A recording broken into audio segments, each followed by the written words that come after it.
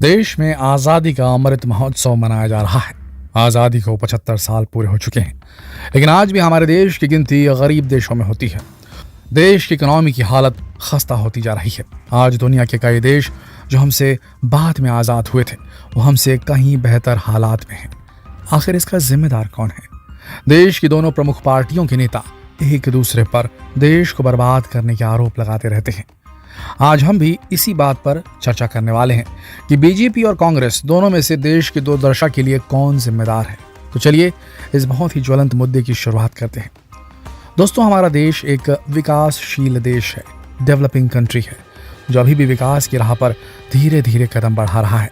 और कभी कभी लगता है कि हमारे विकास की रफ्तार बहुत धीमी है। जिस तरह से दुनिया के दूसरे देश तरक्की कर रहे हैं, हम उनसे काफी पीछे रह गए हैं।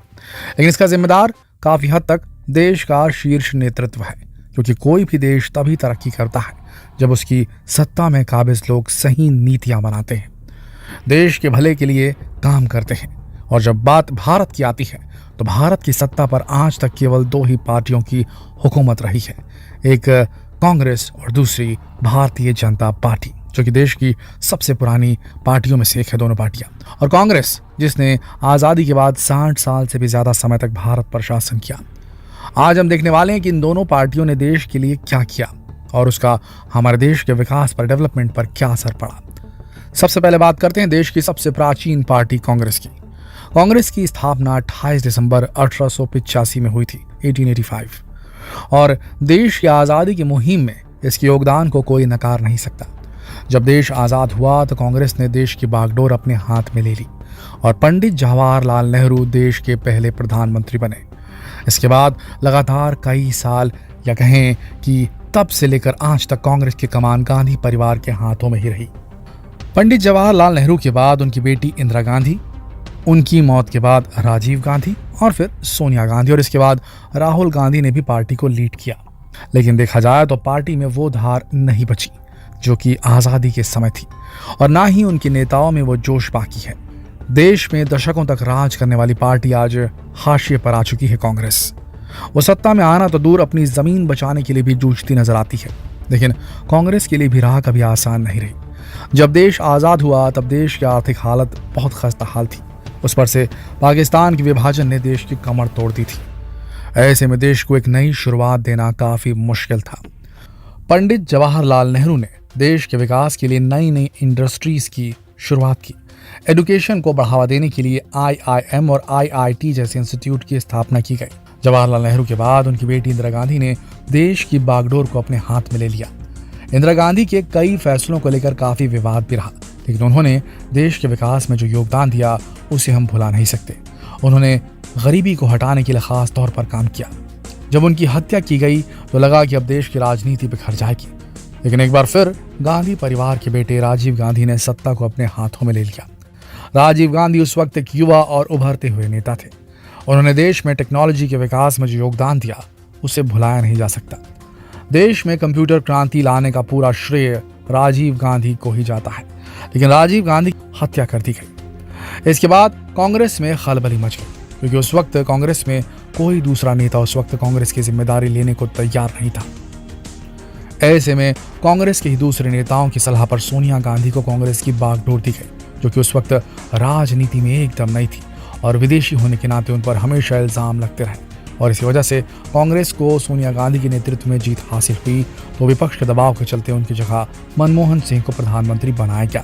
इसके पहले भी कई कांग्रेस के दूसरे प्रधानमंत्री हुए राजीव गांधी जी के बाद, लेकिन सोनिया गांधी को आखिर में वहां पर बैठाया गया, लेकिन उन्हें बिल्कुल चांस नहीं मिल पाया। उसके बाद प्रधानमंत्री मनमोहन सिंह जी ने प्रधानमंत्री पद को स्वीकार किया, लेकिन मनमोहन सिंह के ऊपर हमेशा कठपुतली नेता बनने के इल्जाम लगते रहे। उसके बाद देश में सत्ता परिवर्तन का वो दौर आया जिसने देश की राजनीति को पूरी तरह बदल दिया। ये वो दौर था जब भारतीय जनता पार्टी ने देशवासियों के दिल में अपनी जगह बना ली थी। भारतीय जनता पार्टी की शुरुआत 6 अप्रैल 1980 को हुई थी। अटल बिहारी वाजपेयी और लाल कृष्ण आडवाणी इसके संस्थापकों में से एक है। आपको जानकर आश्चर्य होगा कि अटल बिहारी वाजपेयी ने 3 बार देश की सत्ता अपने हाथ में ली, लेकिन वो केवल एक बार ही अपना कार्यकाल पूरा कर पाए। सबसे पहली बार उन्होंने केवल 13 दिन के लिए सत्ता का स्वाद चखा। उसके बाद 13 महीने और आखिरकार 1999 से लेकर 2004 तक उन्होंने देश को अपना पहला और आखिरी कार्यकाल पूरा किया। अटल बिहारी ने वैसे तो देश के विकास के लिए कई काम किए, जिसमें देश को परमाणु संपन्न बनाना भी एक काम था। इसके अलावा देश में मेट्रो की शुरुआत भी इन्हीं के हाथों से हुई। इस बीच देश को कारगिल की जंग को भी झेलना पड़ा था, लेकिन 2004 के बाद एक बार फिर से देश में बीजेपी का दबदबा कम हुआ। पर फिर कांग्रेस के कमजोर नेतृत्व के चलते कांग्रेस का हाल बेहाल होने लगा। उसी समय देश में नरेंद्र मोदी के रूप में एक चमकते हुए सितारे के रूप में उभरे और 2014 में बीजेपी की ऐसी लहर आई जिसने कांग्रेस की जड़ें हिलाकर रख दी।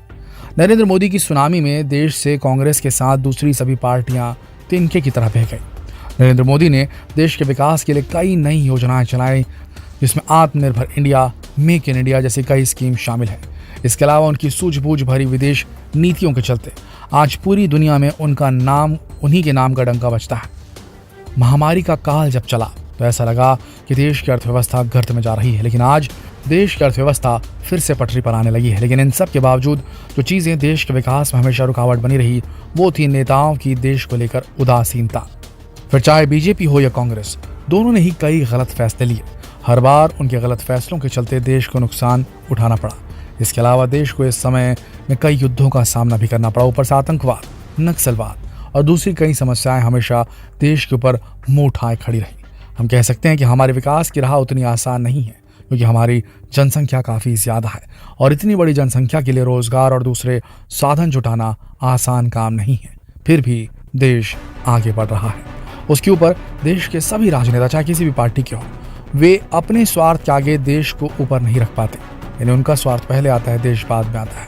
और ये सबसे बड़ा कारण है कि देश में सत्ता परिवर्तन होता है, लेकिन परिस्थिति परिवर्तन बिल्कुल नहीं होता। आज देश को ज़रूरत है एक ऐसे नेतृत्व की जो कि देश हित को सबसे ऊपर रखे और खुद के स्वार्थ को, सत्ता के लोभ को, कुर्सी के मुंह को नीचे रखे। देखा जाए तो एक मजबूत सरकार के लिए मजबूत विपक्ष की भी जरूरत होती है, जो कि सरकार की गलत नीतियों का विरोध करे और उसे गलत फैसले लेने से रोके। लेकिन आज कांग्रेस एक मजबूत विपक्ष के रूप में अपनी जिम्मेदारी नहीं निभा पा रही है। वहीं बीजेपी आज एक व्यक्ति केंद्रित पार्टी बनकर रह गई है और आज की पार्टियों के लिए केवल सत्ता में रहना ही एकमात्र लक्ष्य सा दिखने लगा है। देश हित को छोड़कर सभी पार्टियां अपना हित सेकने में लगी हैं। इस साल हमारी आज़ादी की गोल्डन जुबली है और हम उम्मीद करते हैं कि आने वाले समय हमारे लिए उम्मीद की नई किरण लेकर आएगा। दोस्तों, ये जानकारी आपको कैसी लगी हमें कमेंट सेक्शन में ज़रूर बताइएगा। वीडियो को अपने दोस्तों के साथ ज़रूर शेयर करें, उनसे भी पूछे कि किस पार्टी ने ज़्यादा योगदान दिया। तो फिर मिलते हैं एक और रोचक जानकारी पर वीडियो में। तब तक के लिए आप सबका इस वीडियो के अंत तक बने रहने के लिए दिल की गहराइयों से धन्यवाद।